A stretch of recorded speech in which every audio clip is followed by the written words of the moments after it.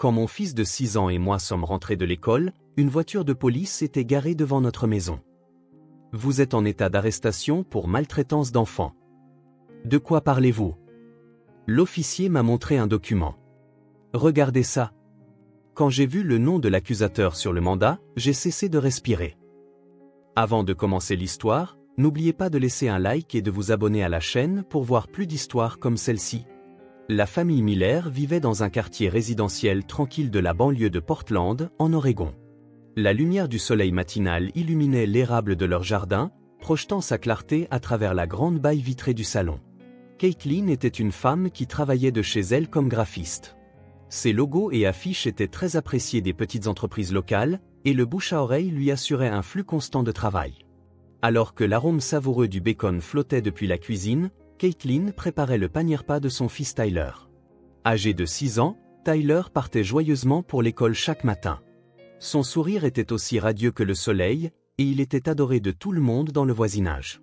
Le voir manger ses céréales au petit déjeuner, ses cheveux bruns soigneusement peignés et ses yeux bleus pétillants, était la scène la plus précieuse au monde pour Caitlin. « Maman, j'ai un contrôle de maths aujourd'hui » dit Tyler en buvant son lait. « On a révisé ensemble hier, alors je suis sûr que j'aurai une note parfaite. » Caitlin sourit en caressant doucement la tête de son fils. « C'est bien, fais-le. Mais plus important que la note, c'est de faire de ton mieux. » Son mari, Mark, travaillait dans un cabinet d'architecte local. C'était un homme sérieux, spécialisé dans la conception résidentielle respectueuse de l'environnement et passionné par l'architecture durable. Sa routine quotidienne consistait à enfiler son costume à 7h30 et à parcourir le journal, une tasse de café à la main. Grand et d'un naturel doux, il était un père bienveillant pour Tyler et lui servait également de confident. « Je risque de rentrer tard aujourd'hui » dit Mark en embrassant Caitlin. La date limite pour le nouveau projet approche. « Je comprends. Je te laisserai le dîner au réfrigérateur, tu n'auras qu'à le faire réchauffer en rentrant. » Le lien spécial de cette famille reposait sur un amour profond qui transcendait les liens du sang. Tyler était un enfant adopté, arrivé chez Caitlin et Mark 6 ans plus tôt, alors qu'il n'était qu'un nouveau-né. Cependant, pour tous les trois, ce fait n'avait que peu de place dans leur conscience au quotidien. D'aussi loin qu'ils s'en souviennent, Tyler avait appelé Caitlin « maman » et Mark « papa », et ils l'avaient élevé comme leur fils bien-aimé, du plus profond de leur cœur. Chaque matin à 8h15, Caitlin accompagnait Tyler à l'école, main dans la main. Cette promenade de 10 minutes, ponctuée de conversations sur le changement des saisons, était un moment précieux pour eux deux. Au printemps, ils marchaient tandis que les fleurs de cerisier dansaient dans l'air. En été, ils écoutaient le chant des cigales. En automne, ils faisaient craquer les feuilles mortes sous leurs pas. Et en hiver, ils admiraient les cristaux des flocons de neige. « Maman, il y a toutes sortes d'amis dans ma classe », racontait Tyler en chemin. « Sam est bon au baseball et Emily dessine super bien. Ce sont tous mes meilleurs amis. » La sociabilité de Tyler était également appréciée à l'école, et son institutrice le surnommait le boute-en-train de la classe. C'était un enfant gentil qui tendait la main pour aider ses camarades en difficulté et prenait l'initiative de proposer des règles lorsque tout le monde jouait ensemble. L'heure de la sortie des classes à 15h était aussi l'un des plaisirs quotidiens de Caitlin. Elle discutait tranquillement avec les autres mères qui attendaient au portail de l'école, tout en regardant Tyler courir énergiquement vers elle. Il partageait toujours avec enthousiasme les événements de sa journée, les jeux avec ses amis, ce qu'il avait appris en classe, le menu de la cantine. C'était un enfant qui tenait à partager les moindres détails avec ses parents. Le dîner était un moment sacré où la famille de 3 partageait les événements de la journée. Caitlin préparait des repas faits maison entre 2 contrats. Mark racontait des anecdotes intéressantes sur l'architecture, et Tyler rapportait ses découvertes de l'école. La table, où les rires ne manquaient jamais, était le symbole du bonheur de cette famille. Les voisins aussi portaient un regard chaleureux sur les Miller. La personnalité de Caitlin, la sincérité de Mark et le charme de Tyler s'étaient tous fondus dans la communauté. Le week-end, ils organisaient des barbecues avec leurs voisins ou participaient aux festivals locaux, menant une vie bien remplie. Un matin de fin octobre, alors que l'automne s'installait, Caitlin marchait main dans la main avec Tyler vers l'école, comme d'habitude. L'air était froid et si pur que leur souffle était visible.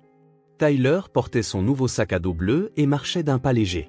« Maman, je vais emprunter un nouveau livre à la bibliothèque aujourd'hui » dit joyeusement Tyler. « Jacob m'a dit qu'il y avait un livre sur les dinosaures. »« Ça a l'air super. » qu'est-ce que tu aimerais apprendre sur les dinosaures? Je me demande si le T-Rex était vraiment le plus fort. Ou peut-être qu'il y avait des dinosaures encore plus puissants. Caitlin sourit à la question curieuse de son fils et répondit, « Et si on allait au Muséum d'histoire naturelle un de ces jours pour voir de vrais os de dinosaures ?» Les yeux de Tyler s'illuminèrent. « Vraiment? Papa viendra aussi? » « Bien sûr. J'en parlerai à papa. » Quand ils se séparèrent au portail de l'école, Tyler serra Caitlin dans ses bras comme à son habitude. « On dirait que ça va être encore une super journée. Maman, attends-moi à la sortie. » « Bien sûr, sois prudent. » À 15h, Caitlin discutait avec d'autres mères au portail de l'école en attendant Tyler. À côté d'elle se tenait Sarah Johnson, la mère d'Emily, une camarade de classe de Tyler, qui était une bonne amie de Caitlin. Ces derniers temps, Emily parle beaucoup de Tyler, dit Sarah en riant. Elle dit qu'il l'aide avec les choses qu'elle ne comprend pas pendant les cours de maths. C'est merveilleux. Tyler est heureux d'avoir des amis aussi gentils. Les enfants commencèrent à sortir du bâtiment de l'école, mais Tyler, qui d'habitude sortait en courant le premier, n'était nulle part en vue. Caitlin commença à s'inquiéter un peu et scruta l'entrée de l'école. Finalement, Tyler apparut, marchant lentement. Il n'avait pas son expression radieuse habituelle et semblait quelque peu abattu. « Tyler, bonne journée? Comment ça s'est passé ?» Quand Caitlin prit la main de son fils, elle lui parut plus froide que d'habitude. « Ça a été normal. » La réponse de Tyler fut brève et manquait d'entrain. « Tu as pu emprunter le livre sur les dinosaures à la bibliothèque? » J'ai oublié. C'était inhabituel. Tyler n'était pas du genre à oublier les promesses ou les choses qu'il attendait avec impatience. Sur le chemin du retour, Tyler, qui d'habitude racontait joyeusement les événements de sa journée, ouvrit à peine la bouche. « Est-ce qu'il s'est passé quelque chose de désagréable ?» demanda doucement Caitlin. « Non, rien de spécial », répondit Tyler en regardant ses pieds. En arrivant à la maison, Tyler, qui d'ordinaire demandait tout de suite un goûter, s'assit simplement sur le canapé. Caitlin observa attentivement l'état de son fils, mais il ne semblait ni avoir de fièvre ni être malade. « Tu as des devoirs ? On les fait ensemble ? Je les ferai plus tard. » Au dîner ce soir-là, quand Mark rentra, l'état de Tyler s'était quelque peu amélioré. Il semblait essayer d'agir normalement devant son père, mais Caitlin sentait que quelque chose la tracassait. La semaine suivante, le comportement de Tyler continua de changer. Bien qu'il parte pour l'école avec entrain le matin comme d'habitude, il avait souvent une expression fatiguée en rentrant.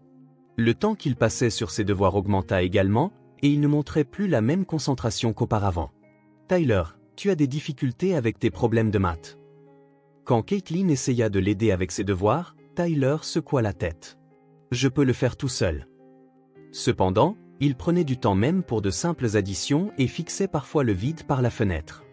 Bien que Caitlin soit perplexe face au changement de son fils, considérant son âge de 6 ans, elle essaya de penser que c'était peut-être un changement temporaire lié à sa croissance. Le jeudi après-midi, elle reçut un appel de l'institutrice de Tyler, Madame Parker.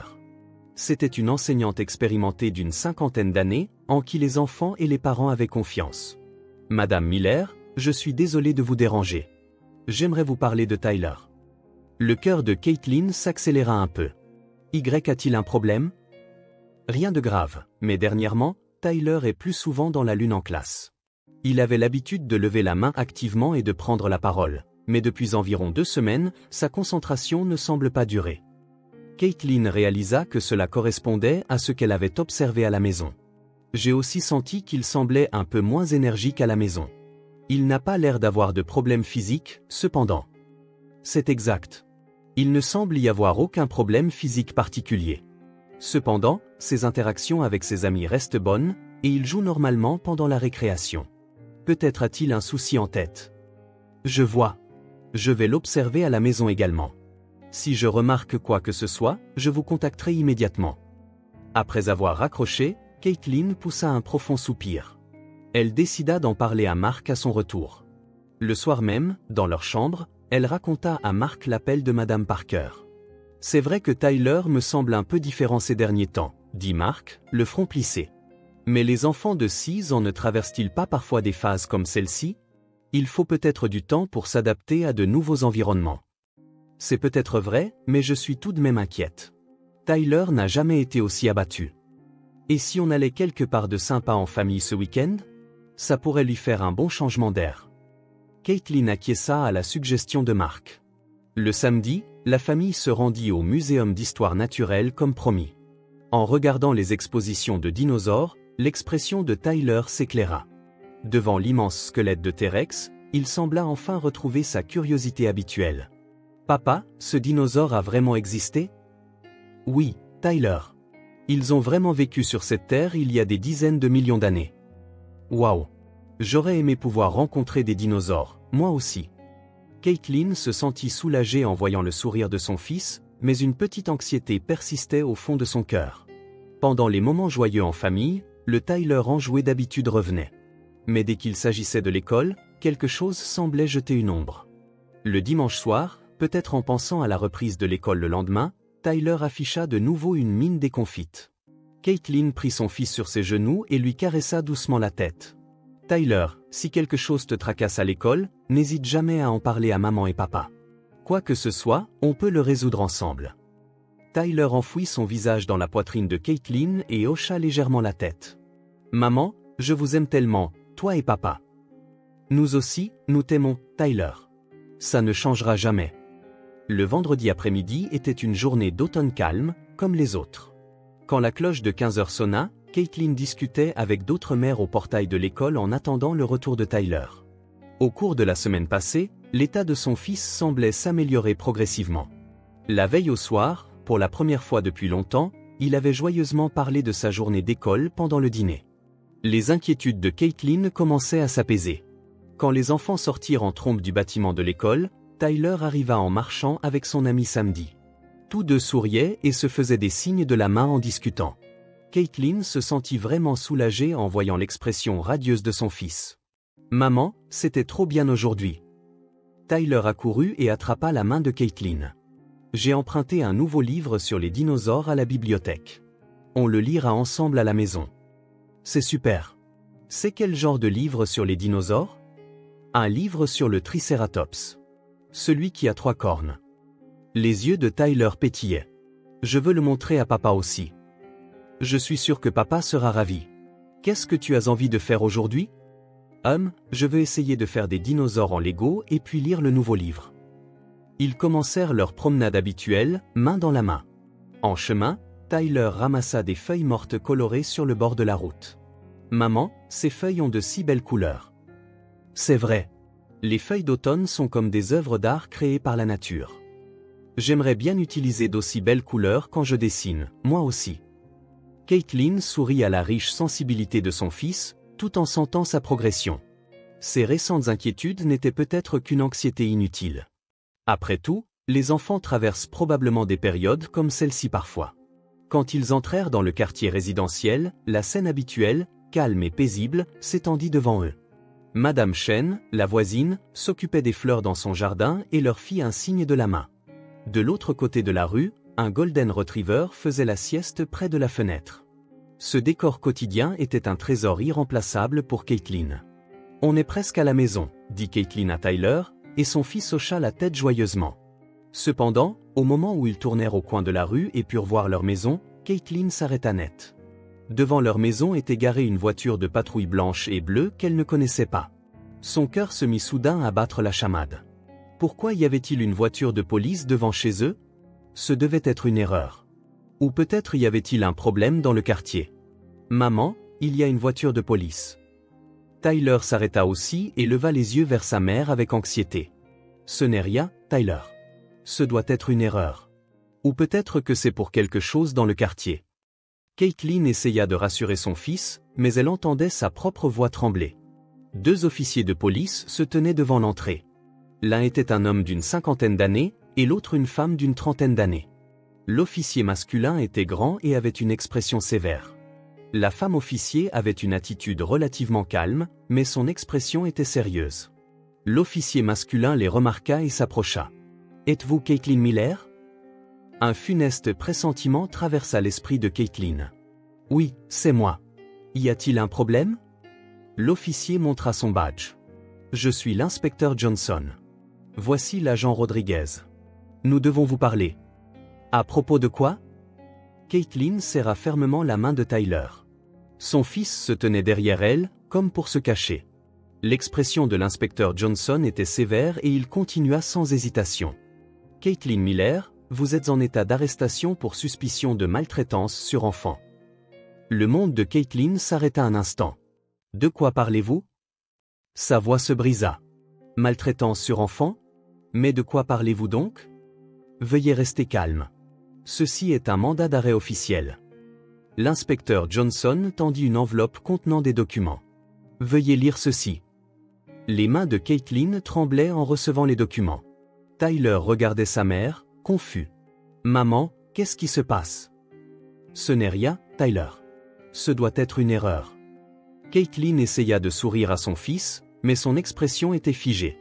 En haut du mandat d'arrêt se trouvait un sceau officiel du tribunal. Et dans la section de l'accusé, le nom de Caitlin Miller était bien écrit. Cependant, ce qui coupa le souffle à Caitlin, ce fut quand elle regarda la section du plaignant. Il y avait le nom de Nicole Davis. Caitlin fixa le nom, mais n'en avait absolument aucun souvenir. Nicole Davis. Qui diable était cette personne? Pourquoi cet inconnu, dont elle n'avait jamais entendu parler, l'accuserait-elle de maltraitance sur enfant? Son esprit se vida complètement. Reconnaissez-vous ce nom? Demanda l'inspecteur Johnson. Non, pas du tout. Je ne connais personne du nom de Nicole Davis, répondit Caitlin en fixant les documents. Qui est cette personne? Pourquoi ferait-elle ça? Nous en discuterons au poste, dit l'inspecteur Johnson, maintenant son attitude résolue. Quant à Tyler, les services de protection de l'enfance s'occuperont de son cas. Attendez une minute. La voix de Caitlin était désespérée. Vous comptez faire quelque chose à mon fils? Je n'ai rien fait de mal. Cependant, le comportement de Tyler était étrange. En levant les yeux vers sa mère, son regard contenait des émotions complexes qu'elle n'avait jamais vues auparavant, de la confusion, de la tristesse, et une expression comme s'il voulait dire quelque chose. Tyler, dit Caitlin à son fils. Maman ne t'a jamais fait de mal, pas une seule fois, n'est-ce pas? Tyler resta silencieux et baissa les yeux. Puis il lâcha lentement la main de Caitlin. Tyler. La voix de Caitlin tremblait. Son fils recula d'un pas. Ce petit mouvement glaça le cœur de Caitlin. Madame, votre enfant sera correctement protégé, dit l'agent Rodriguez d'un ton doux. Le personnel des services de protection de l'enfance arrivera sous peu. Caitlin regarda son fils. Des larmes montaient aux yeux de Tyler, mais il ne voulait pas croiser le regard de sa mère. Au lieu de cela, il murmura d'une petite voix, « Je suis désolé, maman. » Caitlin ne comprenait pas ce que ces mots signifiaient. Pourquoi Tyler s'excusait-il? Pourquoi son fils essayait-il de prendre ses distances avec elle? Je vais vous lire vos droits, dit l'inspecteur Johnson en sortant des menottes. Vous avez le droit d'appeler un avocat. Vous avez aussi le droit de garder le silence. Caitlin regarda Tyler une dernière fois. Son fils tremblait légèrement en fixant le sol. Tyler, fais confiance à maman, dit Caitlin d'une voix larmoyante. Je reviendrai, c'est promis. Cependant, Tyler ne leva pas les yeux. Le cœur de Caitlin se sentit sur le point de se briser. Rien n'était plus douloureux que d'être rejeté par son fils bien-aimé. Une voiture des services de protection de l'enfance approchait au loin. Elle sentait aussi les regards des voisins depuis leurs fenêtres. Le monde paisible de Caitlin s'était effondré en un instant. La salle d'interrogatoire du poste de police était froide, la lumière blanche des néons éclairant le visage fatigué de Caitlin. Elle était assise face à une table en métal, frottant ses poignets là où les menottes avaient été retirées. En face d'elle se trouvaient l'inspecteur Johnson et une jeune procureure. « Madame Miller, j'aimerais d'abord vous demander, avez-vous déjà eu recours à des châtiments corporels sur Tyler ?» demanda tranquillement l'inspecteur Johnson. « Absolument pas. » La voix de Caitlin tremblait mais était pleine de conviction. « Je n'ai jamais levé la main sur Tyler. Je l'aime de tout mon cœur. » Et qu'en est-il de la pression psychologique ou des menaces? Rien de tout cela non plus. Je ne comprends pas pourquoi vous me posez ces questions. Demandez à Tyler. Écoutez ce que mon fils dit de moi. La procureure dit en feuilletant des documents, en fait, nous avons le témoignage de Tyler. Il a parlé au conseiller d'orientation de l'école de la situation à la maison. Le cœur de Caitlin battait violemment. Qu'est-ce que mon fils a dit? Dans une autre pièce, la psychologue pour enfants, le docteur Wilson, était assise en face de Tyler. C'était une femme d'une cinquantaine d'années, à l'expression douce et à la voix calme, douée pour ouvrir le cœur des enfants. La pièce était meublée de jouets colorés et de livres d'images, créant un environnement aussi relaxant que possible. Tyler, je suis désolé que tu aies eu une expérience aussi effrayante aujourd'hui, dit doucement le docteur Wilson. Mais tu es dans un endroit sûr maintenant, alors tu n'as pas à t'inquiéter. Tyler était assis sur une petite chaise, les mains croisées sur ses genoux. Des traces de larmes marquaient encore ses joues. Est-ce que j'ai fait quelque chose de mal? Non, tu n'as rien fait de mal. Mais pourrais-tu me parler de quelque chose? Te souviens-tu avoir parlé à un adulte à l'école? Tyler hocha légèrement la tête. Oui, mais on m'a dit de garder ça secret. Il faut du courage pour parler des secrets, n'est-ce pas? Mais maintenant, tu peux dire la vérité. Quel genre de personne était cet adulte? Tyler regarda autour de lui avec anxiété. Une gentille dame. Elle a dit qu'elle savait beaucoup de choses sur moi. Qu'est-ce qu'elle a dit? Elle connaissait mon anniversaire, mes plats préférés. Et puis, la voix de Tyler devint plus faible. Elle a dit qu'elle était ma vraie maman. Le docteur Wilson continua sans changer d'expression. Quand elle a dit qu'elle était ta vraie maman, comment t'es-tu senti? Je ne l'ai pas cru au début, parce que maman Caitlin est ma vraie maman. Mais cette personne m'a montré une photo de quand j'étais bébé. Une photo de bébé qui me ressemblait comme 2 gouttes d'eau. De quoi d'autre cette dame a-t-elle parlé? Des larmes montèrent à nouveau aux yeux de Tyler. Elle a dit que maman Caitlin était une mauvaise personne. Qu'elle m'avait enlevé à ma vraie maman. Puis elle a demandé si maman Caitlin me frappait et tout ça. Et qu'est-ce que tu as répondu? Au début, j'ai dit que ce n'était pas vrai. Mais cette personne a dit, essaie de te souvenir. Tu oublies sûrement. Elle posait la même question tous les jours. Tous les jours. Alors j'ai fini par être confus. De retour dans la salle d'interrogatoire, l'inspecteur Johnson lisait une note que lui avait remise un autre officier. Son expression changea. Madame Miller, nous avons de nouvelles informations sur Nicole Davis, dit-il. C'était la mère biologique de Tyler. Caitlin resta sans voix. Mère biologique? Oui. Il y a 6 ans, elle a renoncé à ses droits parentaux en raison d'une dépendance à la drogue, et Tyler a été proposé à l'adoption. C'est à ce moment-là que vous et votre mari l'avez accueilli. Des fragments de mémoire commencèrent à se connecter dans l'esprit de Caitlin. Pendant la procédure d'adoption, elle se souvint que l'avocat avait dit « Les parents biologiques ont complètement renoncé à leurs droits parentaux ». Cependant, on ne lui avait pas dit le nom de la mère. Alors maintenant, elle essaie de récupérer Tyler? Il semblerait. Cependant, le problème, ce sont ses méthodes, expliqua la procureure en consultant des documents. Elle s'est infiltrée dans l'école en tant que bénévole et a continué à contacter Tyler. Et nous la soupçonnons de l'avoir incité à fournir un faux témoignage sur le fait d'être maltraitée par vous. À ce moment, un appel du docteur Wilson arriva. Des faits importants avaient émergé de son entretien avec Tyler. Tyler a témoigné clairement, expliqua le docteur Wilson dans la salle d'interrogatoire. Une femme se faisant appeler Nicole Davis le contactait à l'école depuis environ 1 mois. Au début, elle l'a approchée comme une nouvelle bénévole de l'école, puis a prétendu plus tard être sa vraie mère. Caitlin demanda d'une voix tremblante, « Mon fils a-t-il vraiment dit que je le maltraitais ?» Non, secoua la tête le docteur Wilson. Tyler le nie clairement. Il dit que vous ne lui avez jamais fait de mal, pas même une seule fois. Cependant, Nicole Davis lui a répété à plusieurs reprises, « Tu oublies sûrement et essaie de te souvenir », ce qui l'a rendu confus. Alors pourquoi mon fils a-t-il pris ses distances avec moi? Par culpabilité. Nicole Davis lui avait dit, « Si tu ne peux pas garder le secret, ta vraie maman aura des ennuis. » Quand il vous a vu être arrêté, il a pensé que c'était arrivé parce qu'il avait révélé le secret. Pendant ce temps, la police menait une enquête sur les antécédents de Nicole Davis. Des faits importants furent immédiatement découverts. Nicole Davis, actuellement âgée de 28 ans, rapporta l'inspecteur Johnson, 3 délits mineurs liés à la drogue au cours des 6 dernières années, a récemment travaillé pour une entreprise de nettoyage, mais a démissionné il y a 1 mois. À peu près à la même époque, elle a commencé à faire du bénévolat à l'école primaire Lincoln en utilisant une fausse identité. Une fausse identité? Oui, une vérification de ses antécédents sous son vrai nom aurait empêché les activités de bénévolat en raison de son passé lié à la drogue, alors elle se faisait passer pour quelqu'un d'autre. Une enquête plus approfondie révéla que des images décisives avaient été enregistrées par les caméras de sécurité de l'école. Nicole Davis conversant secrètement avec Tyler dans un coin de la cour de l'école, lui montrant des photographies, et des scènes de l'enfant semblant confus et en larmes étaient toutes clairement enregistrées. C'est clairement de la maltraitance psychologique sur enfant, déclara la procureure en regardant les images. Tenter de semer la méfiance envers les parents adoptifs chez un enfant de 6 ans et essayer de créer de faux souvenirs. C'est extrêmement malveillant.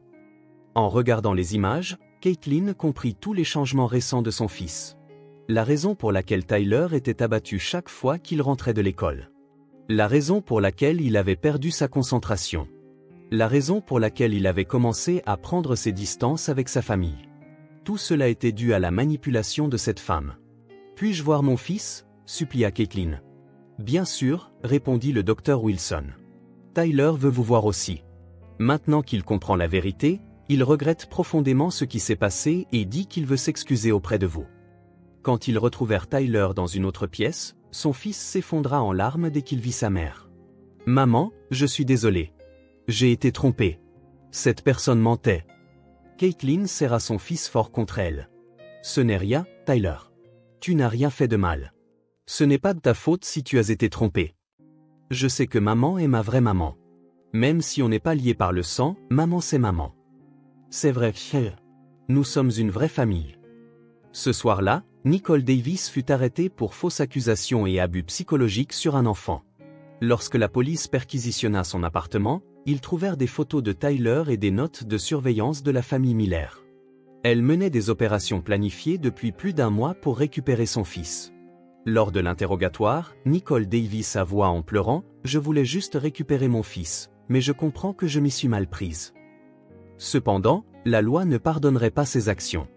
Le fait de manipuler l'esprit d'un enfant innocent de 6 ans et d'essayer de détruire la confiance en sa famille aimante était un crime évident. 3 mois plus tard, la famille Miller passait un après-midi paisible dans son jardin. Mark poussait une tondeuse à gazon, Caitlin plantait de nouvelles fleurs dans le parterre, et Tyler jouait dans un coin du jardin, arrangeant des figurines de dinosaures. Le procès de Nicole Davis s'était conclu le mois dernier. Au cours du procès, il fut reconnu que ses actions étaient planifiées et malveillantes, et elle reçut un verdict de culpabilité avec sursis. Elle fut contrainte de suivre un traitement pour sa dépendance à la drogue et une thérapie psychologique, et se vit interdire de façon permanente d'approcher Tyler ou la famille. « Maman, cette fleur a une si jolie couleur. » Tyler accourut vers le parterre de fleurs et montra des pensées fraîchement plantées. « Le violet et le jaune sont mélangés. »« C'est vrai. Les couleurs de la nature sont très belles, » répondit Caitlin en caressant doucement la tête de son fils.